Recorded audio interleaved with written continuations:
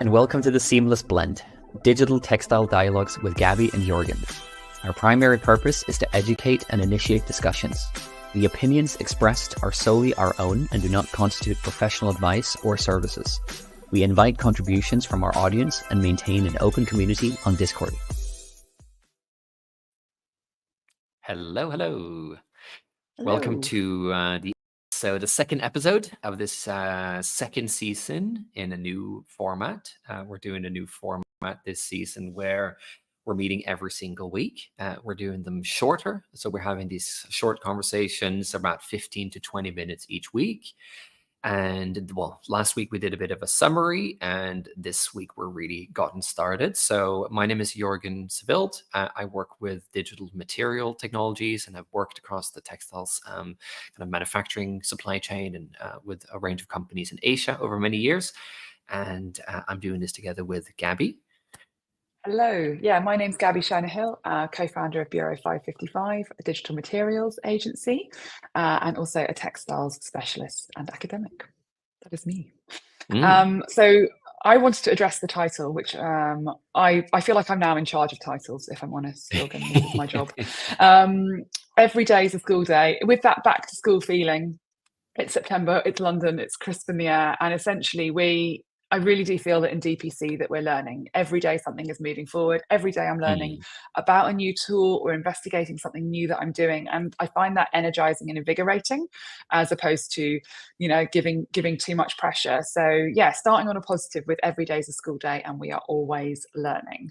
And I think you were going to talk a little bit about what we did last time. Yeah, no, you're good at these titles. I think you're definitely in charge of titles. And it is, we're learning something new every day. And I think we summarized a little bit also coming back into this last week. We summarized a little bit what has happened over the summer and what are some of the kind of key things or key events, and a bit of a temperature check that we could then also come back and look at later and just kind of follow a bit of the progress of what's happening in DPC.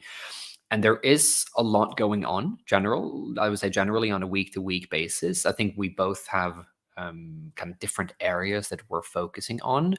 And so I think also, this is just a great chance for us to talk a little bit more about, what is actually coming across our desk and what are you interested in right now, Gabby? What's happening in your world? Yeah, so it feels a little bit like everyone's woken up again, if I'm honest, from like the sort of like July, August sort of slumber that they had. And my schedule has got pretty hectic in a positive way, which is great. But the main thing I wanted to just mention today was actually talking about the fact that I'm using new sort of, iPhone apps. Well, they're not essentially new for iPhones. So I've been using Polycam quite a lot. I think it was only launched in 2021, so it's not that old really. But I've been using Polycam for scanning whole garments just on my iPhone and my iPad. And I'm working with the Fashion Museum in Bath and also Bath Spa University. And as part of Bath Sustainable Fashion Week, we're doing a scanning workshop with the general public, literally. So we're having replica archive garments, so sort of like Georgian dresses and tailcoats, put on mannequins, and then the public are going to get to come in and use iPhone, iPads to scan the garments, which takes 3 to 4 minutes, then about 4 minutes of processing. Then we can get that garment as an AR, like an augmented reality asset. And in Polycam, you can then throw that AR asset anywhere you want in the space you're in, share the link, send it to people, and have it as a really, really, really good quality 3D object of that garment. If you use the Polycam Pro, you can export that as like loads of different file formats, which is really good, like FBX and OBJ formats. And that's great. But I think what I've noticed using Polycam over the last really properly 4 months is that I feel really confident going into a room full of people who've never touched a scanning app ever in their life, handing them an iPhone and saying, this is how you do it. And from that, we get a really good representation of the textiles, really good representation of the garments. Can we use this for learning? Can we use it for accessibility and opening up the museum and archiving space and opening up those assets to a wider audience? So that's sort of part of the research I'm doing. And I'm doing a little show and test with technologists, and then I'm doing a public workshop. And I've also been looking at Luma as well, which is quite different. longer processing, but really interesting. I don't know if you've used Luma for scanning at I all, but haven't. No, no. oh, I don't highly recommend it. Just like you can, Yeah. it's free, and you can scan anything that you can essentially walk around. That's the only limitation, is you have to be able to like walk around it in 360. But I scanned something in my office this morning, and then you can share a magic link, and it gives you this kind of quite fun video of you, which is literally just the thing you either have scanned or the space you've walked around. It's quite satisfying to have this like 20-second video that you can share with people. What are Yeah. its uses? What's it for? Is it useful for fashion? Is it useful for materials? Where are the limitations? Limitations are on fidelity of textile for sure. Mm. But if we're thinking about multitudes of garments that need to be maybe scanned and placed in different places, it's a really good sort of like option right now, I would say. So that's what Mm. I've been doing. And I think you've also been looking at maybe some new scanners on the market, or have you seen, or have you heard about a Yeah. new scanner? No, I think it, like in particular this like as you say, and also trying new technology, and it sounds like you've really been playing around in like the photogrammetry space of where you're Yeah, digitizing the object and the texture together. And it's funny because that's I got into, I think, where I've ended up today very much also because of photogrammetry and this whole idea of scanning, like you can scan the object and the texture, and also very much around this idea like you're mentioning now, how we can scan an object in 3D. Like you can take a physical object, you can scan it now, even with mobile phone technology or an app, and then create a 3D asset that you can then bring into an augmented reality space. And I think that's a really interesting potential of where we're going with a lot of this technology, because we're going to have more and more devices like headsets, like virtual reality or augmented reality headsets, where you can do e-commerce shopping, and a lot of those then products are going to have to be three-dimensional and be put into the yeah. space around you. And so I think it's yeah, very cool to kind of learn more about that type of technology as well. Well, just to note, you can scan with the Vision Pro. I've not done it myself, but you can use Polycam with the Vision Pro. And Yeah, then yeah, yeah. also, I was just doing some reading around Polycam and Luma around, the use of AI and how AI will be able to, and Gaussian splatting and all of that kind of stuff, and how AI Yeah, will be yeah. able to kind of like fill the gaps that you don't scan well. So essentially, you Mm, won't have to scan really well. You'll be able to scan approximately, and then AI mm, will fill those gaps. How good will that be on textiles is difficult to know, because we still mm. see quite a lot of misinformation around AI creating textiles. And I did go down a whole rabbit hole around this, which is because so many of those textile archives are not online. So therefore the materials aren't there online as images to train the data sets. That's maybe a conversation for another day, but I think that's Mm. probably something to think about within our DPC space. Yeah, yeah, no, I think really interesting. And maybe also like you said, I've spent a little bit of time also looking at what's new in the market. And it's not every day that we have new devices or new technologies. And like we talked a lot about this in the previous kind of season of mapping, I think, several of the technologies that are available. We've talked about having, especially material digitization devices or scanners. You can do that, for example, like with a flatbed scanner. You can do it with a handheld camera. For example, you take a physical material to digitize it so that you create a PBR texture. And of course, the more classic approach that a lot of companies are using a camera on box device. For example, like Mm. most of I think most people have probably heard about a Vizu. There's this Taiwanese company, TG3D, with a Nuno X. There's been a few other devices out there where you have a camera on top of a box and you slide your material in and scan. What is particularly interesting, and what I've spent a bit of time on in the last week and is kind of currently looking into, is that HP, the company that produces laptops and kind of consumer technology, they have launched a new device called the Z Captis.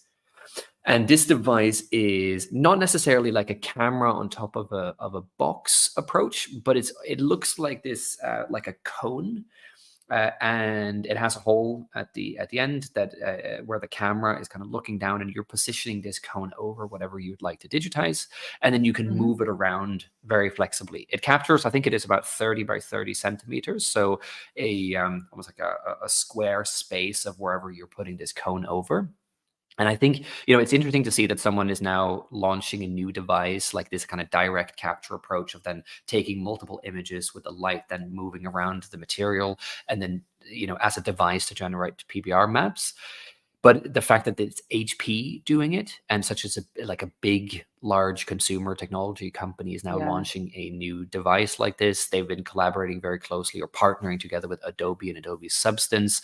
My understanding is that they're probably going more towards VFX and CGI, and kind of like the space of material artists or texture artists, and making it easier to capture something of a material or a physical material, and then bring it into your workflow to kind of do more CGI VFX work with it. But they do have an image on their website that also, highlights how it can be used for fashion and for textiles. And so I think it's really interesting to So they understand a are. little bit more about how that's working. It looks like they're like, at least like it's based on the marketing images, that there's maybe a use case for fashion in there. So yeah, quite of an interesting I was new interested to know device. if they are going to be, yeah, like targeting it at the fashion space and for materials, or is it more around like bricks and stones and metal? I mean, I'm talking really, I'm talking Yes. about like, basic stuff, but is it like, yeah, is it like woven and knitted materials? But it'll be interesting to see what happens again with it going into substance, I think. Because Yes. that's always, if they've partnered so closely with them, I'm happy to keep my Yeah, eyes yeah, yeah. on And it. exactly, and like a little bit of what you talked about with the limitation of scanning something with a photogrammetry approach, where you're digitizing the object and the material. I think you still have the same limitations or challenges if you're using this, let's say, this new HP device. What about fabric physics, for example? What about Yeah. large pattern repeats or all these things? I think, yeah, the main interesting thing, and what I'm keeping my eyes on, and I'd love to almost, if anyone else is out there, looking at this as well and thinking about this, really looking at more the larger implications or understanding of what does it mean that HP has now decided to go into the material digitization space in this way. They have been here before with other technology that they've all kind of retired and called back, and now they've launched this new device. And so, what does that really mean? On also on how we talked about, is DBC for fashion dead, as we talked about last week, which obviously it is not. But this is really highlighting that some big companies out there are placing some bets on this moving forward. And yeah, I think that's really, really interesting to see. Yeah, I agree. I agree. So if anyone has one, let us know. We can come and Yes, let test us it know. I out. was like, it's like the Apple Vision Pro. Yeah, and then I wanted to also briefly touch on a challenge which is coming our way, which is the Yeah. challenge of large material library scanning. And so what I mean is like between 4 and 6,000 materials. And not just like Mm. large repeats, I mean 4 to 6,000 materials and physical material libraries. And how do you begin to scan those? Obviously, we can think about it that you can begin to scan them in a logical manner. You go with your cores and you go with your specials, and that's what people are kind of like considering within the fashion space. But actually, the challenge that I have is some of the companies I'm speaking to keep on saying, we feel really behind because we haven't started. And I guess it's Mm. like the old proverb is like, when was the best time to start? Well, 5 years ago was the best time to start. But if you didn't start 5 years ago, then today is the best time to start. So it's Mm. a case of Mm. actually just taking that step and going, right, well, we have thousands of materials, and now we want to start doing that, as opposed to putting your head in the sand and saying we've got too many materials, we can't scan them. Yeah. Yeah. Um, Yeah. and part of that large library material scanning is the processing of them. And part of the processing of them is the tiling of those materials. So Mm. it's the holy grail of automatic tiling, Jorgen. What do you, can you Yes. help? Have you heard anything? Where will Yeah. we No, this be has in a been year's time? very much on my mind. And I think automatic tiling is interesting, almost like, even I'd love to understand, even before, because automatic tiling has been very much on my desk recently. But also, with large material scanning, beyond just like the manual work that has to be done with tiling or color calibrations and these things, what do you feel like so far with a lot of these companies that have materials? Do you feel like a lot of the materials should be digitized on site, or that someone can come in and do the digitization work, or should they be sent somewhere, or like what seems to be almost like the best practice Yeah. in what that you're seeing? Honestly, I think they should be digitized on site. I do not think they should be sent anywhere. They're also usable Mm. libraries that are being used day in and day out. So, sort of like saying, we're going to take a third of your library, don't mind us. Same Mm, goes with mm. archive materials, that people can't move them. The insurance won't let them move them. So Exactly. whether Yeah. you're a large company that needs to digitize, or you're a museum that needs to digitize, or an archive, I would always go for digitizing on site. I think that's Mm. the preferred route. And also it needs to be quick, right? So Yeah. actually, do you need to scan your material and see it in repeat immediately, or do you just need to scan your material and understand it from afar when you're traveling? What are the actual Yeah. needs of that material library? If you need to Mm. scan it and if you need to get it into repeat because it's going straight into 3D softwares, then you need the quickest way of tiling. And that Mm. right now, even with my fantastic team and their processing, we can do overnight processing. But what's the quickest way of tiling? Some materials might take 3 minutes, some might take up to 23 minutes. I'm just trying Yeah. to be completely realistic about timings Yeah. there. Yeah. Yeah. Mm. Mm. And is 23 minutes per material realistic? Or Yeah. can you batch process it and leave it overnight and come back to it the next day and then triage it and QC it? Is that more Mm. preferable? So I think it's working out what works for the company, and what works for that. What's the end Yeah. user of the materials library? What do they need it for? Yeah. Yeah, yeah, yeah, yeah. No, I think yeah, like you even mentioned with seamless tiling I think it's one of the manual steps, and I'm very fortunate, or at least I feel very fortunate to work with these great scientists with behind Bandicoot, and so they live in this space that I'm learning more and more about, but it's a very different space from where I live, and where it's like they're going deep into almost like the math and the physics of like how do we solve certain problems. And one big problem that has been very much on Bandicoot's mind has been this like automatic seamless tiling, and also this picture. Almost like recently we've been looking more and more on this, on is we know that material digitization is a bit of a bottleneck to DPC in general. Like it can be expensive and time consuming and require a lot of skills, and so like the list is long about the bottlenecks you have to deal with or the challenges you have to deal with when digitizing materials. But what we're realizing is one universal challenge that almost everyone's having is tiling, or seamless tiling in particular, in with fabrics. And that's just like Yeah. we've been sent, or like the scientists have been all over this whole of, in my world as a non-scientist, I've been calling it almost like let's eliminate the word tiling from people's vocabulary. Like we don't ever want to have anyone ever have to think about It's a tiling call again. out. I have been Yes. tiling materials since 1997. Please make it Yes. stop. Okay, that's my Yes. request. We Exactly. want to stop the tiling. That's what I'm pushing. So I think it's really interesting to see, the progress we've gotten to so far. You mentioned 23 minutes, and maybe even just to give a specific example, I was in Hong Kong the last 2 weeks, and I met with not to mention names, but a company that had spent 3 to 4 hours manually tiling a material, a challenging material, to acknowledge, but was a material that Bandicoot's technology at the moment right now could automatically tile in the matter of minutes, where you can just upload the texture maps Brilliant. and then Yeah. it can tile them. Just to highlight, I think where we are right now and what's exciting about it is that the tiling technology isn't like, it doesn't hit 100% of the cases. There are varying complexities and challenges with different materials, but we are, I think, slowly getting to a point where we can deal with more and more materials and more kind of challenges. And I think we're coming to a point relatively soon where you can just kind of process your material, for example with Bandicoot, if someone else working on it. But like, I think we're coming to a point where we can eliminate tiling, so that's very much exciting and interesting to follow. Brilliant. Brilliant. Well, I Yeah. think we're kind of wrapping up towards the end now, but we wanted to Yes. finish mentioning 3D Tech Fest. Yes. So that is happening 24th, 25th, 26th of September at the end of this month. And Yeah. this year's is the physical to digital evolution. So that's Mm. really exciting. And we're both giving talks on the same day, but separately giving talks, which is Yes. pretty good. Different from So last year. different from last year where we spoke together. And actually those videos are still online, so you can go back to 2023 and have a look at those videos, which is a great intro to digital materials. I would Yeah. recommend. Lots of free resources there.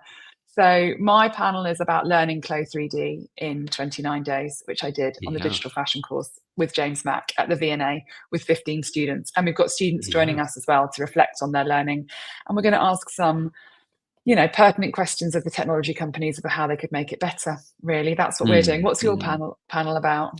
Yeah, no, I really like it that what you're going to be presenting. If I could learn Clo 3D in 29 days, I feel like, that's definitely something I would love to Come understand more join about. us in London. Uh, yes. Well, luckily, I'll be having a discussion on digital materials and the kind of digital materials for future. I feel like it's a bit more of continuation of what me and you talked about last year in our, like, where we talked about digital materials, and in this kind of this year session, I am going to participate more like in a discussion. I'm very excited about that discussion, because I think it would be an interesting kind of discussion between different approaches to material digitization. And I'm very much looking forward to hearing from kind of the other participants, what they're doing.